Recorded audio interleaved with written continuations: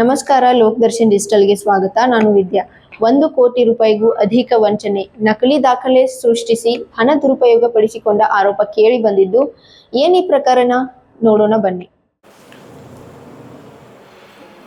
29 July 2026ರಂದು Marihal police ಸ್ಟೇಷನ್ನಲ್ಲಿ ಒಂದು cheating ಸೆಕ್ಷನ್ನಲ್ಲಿ ಒಂದು complaint ದಾಖಲು ಮಾಡಲಾಗಿದೆ. ಇದರಲ್ಲಿ ದೂರುದಾರರು ದೀಪಕ್ ಕುಮಾರ್ ಚೌಹಾನ್ ಇವರು ದೂರುದಾರರು ಇದ್ದಾರೆ. ಇವರು ಭುಜಂಗ ಕೇದಾರಿ ಭೋಯಿ ಇವರ ಮೇಲೆ FIR ದಾಖಲು ಮಾಡಿದ್ದಾರೆ.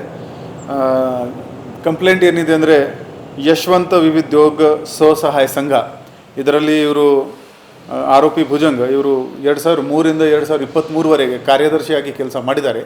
ಈ ಕೆಲಸ ಮಾಡುವಾಗ ಅವರು ಕೆಲವು ಡಾಕ್ಯುಮೆಂಟ್ ಫೇಕ್ ಡಾಕ್ಯುಮೆಂಟ್ ರೆಡಿ ಮಾಡಿದ್ದಾರೆ, ಜನರಿಗೆ ಮೋಸ ಮಾಡಿದ್ದಾರೆ ಮತ್ತು ಹಣ ಮಿಸ್ಅಪ್ರೋಪ್ರಿಯೇಟೆಡ್ ಹಣ ಏನಿದೆ ಅದು 1,96,00,000ಕ್ಕಿಂತ ಜಾಸ್ತಿ ಹಣ ಇವರು ಸ್ವಂತ ಅಕೌಂಟ್ಗೆ ತಗೊಂಡಿದ್ದಾರೆ ಅಂತ ದೂರು ನೀಡಿದ್ದಾರೆ.